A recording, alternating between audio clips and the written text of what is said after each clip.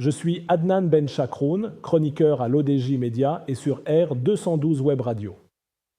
Aujourd'hui, je vous propose de décoder un sujet qui va littéralement redessiner notre rapport au numérique. Le passage du Maroc de la 4G à la 5G. Ce n'est pas qu'une question de vitesse ou de technologie, c'est une mutation profonde qui touche à la souveraineté numérique, à l'économie et à la santé publique.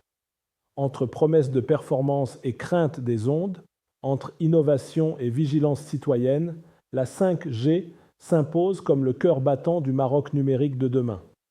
Mais au fond, que change-t-elle vraiment à notre quotidien, à notre sécurité et à notre avenir collectif?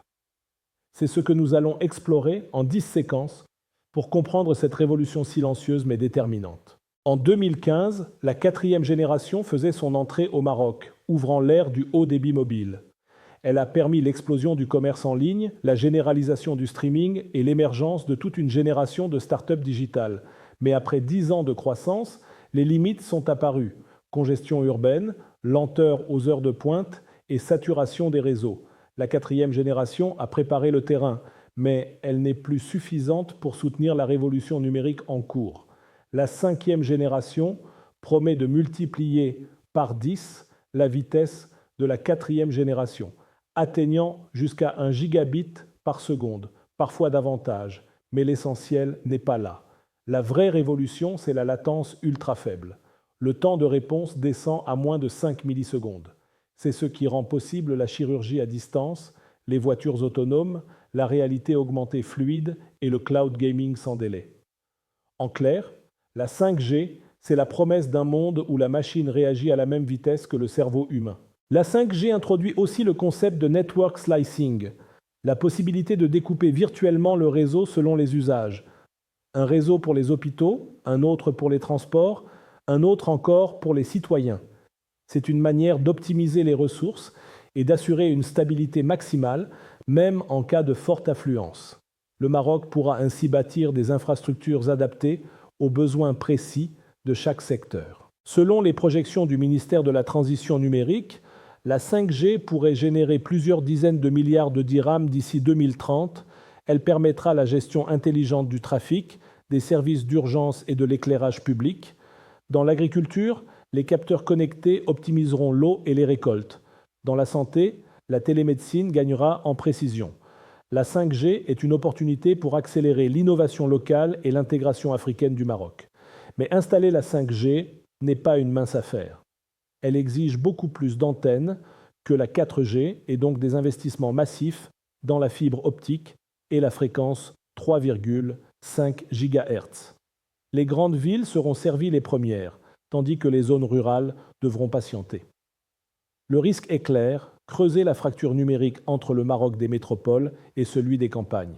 Et surtout, ne pas oublier que chaque objet connecté devient une porte d'entrée potentielle pour les cyberattaques. Avec la 5G, les vulnérabilités se multiplient. Véhicules, montres, caméras, infrastructures. Le Maroc devra renforcer ses capacités de cybersécurité, établir des normes claires et former des experts capables d'anticiper les menaces. La 5G ne sera sûre que si elle est encadrée par une vigilance collective. Et rappelons-le-nous que derrière les antennes se cache une bataille mondiale, celle souveraineté technologique. Les équipements viennent de Huawei, Nokia, Ericsson ou Samsung. Chaque choix est un acte politique autant que technologique. Le Maroc, carrefour entre l'Europe et l'Afrique, a l'occasion de construire une infrastructure souveraine, interopérable et indépendante. Un enjeu stratégique majeur pour préserver son autonomie numérique. Maintenant parlons de vigilance. Depuis l'arrivée de la 5G, une vague d'inquiétude parcourt le monde.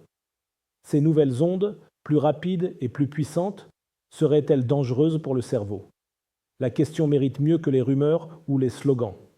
La science, elle, avance prudemment, mais clairement. Aucune preuve solide ne relie aujourd'hui les ondes 5G à un risque sanitaire avéré, dès lors que les normes d'exposition sont respectées. L'Union internationale des télécommunications et l'Organisation mondiale de la santé s'accordent sur un point. Les champs électromagnétiques émis par les antennes 5G restent très en dessous des seuils considérés comme dangereux. Les ondes de la 5G, souvent de très haute fréquence, pénètrent à peine quelques millimètres sous la peau. Elles n'atteignent donc ni les organes ni le cerveau. Le seul effet reconnu est thermique. un léger réchauffement local, comparable à celui d'un téléphone collé contre l'oreille. Plusieurs études ont tenté d'identifier des effets neurologiques, cognitifs ou hormonaux. Aucune n'a démontré de lien causal robuste. Autrement dit, si la prudence reste de mise, les fondations scientifiques ne valident pas les thèses alarmistes. C'est donc une question de méthode.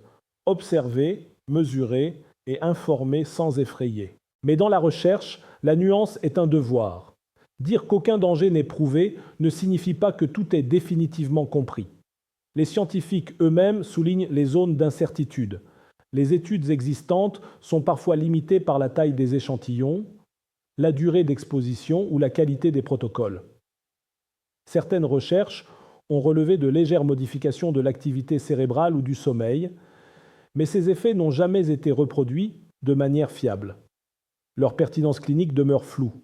Les études épidémiologiques à long terme, sur plusieurs décennies d'exposition, manquent encore. Et l'arrivée de nouvelles bandes millimétriques, entre 30 et 300 GHz, nécessitera d'autres observations. Face à ces inconnus, la seule réponse responsable est la transparence. Surveiller, publier et ajuster les seuils si besoin. Le Maroc, qui déploie la 5G avec méthode, doit s'inspirer des meilleures pratiques internationales, renforcer les contrôles, financer la recherche locale et expliquer clairement les résultats à la population. La vigilance scientifique n'est pas de la peur, c'est la forme la plus noble de la confiance. Passer à la 5G, c'est repenser notre manière de vivre, de travailler et d'innover. Cette technologie doit être conçue comme un bien public, au service du développement inclusif. Elle incarne la modernité, mais elle teste aussi notre maturité numérique. Saurons-nous en faire un outil d'émancipation plutôt qu'un facteur d'exclusion ? Le Maroc a l'opportunité d'être pionnier à condition d'allier performance, éthique et souveraineté. Voilà, c'était votre chroniqueur Adnan Benchakroun, au micro de l'ODJ Média.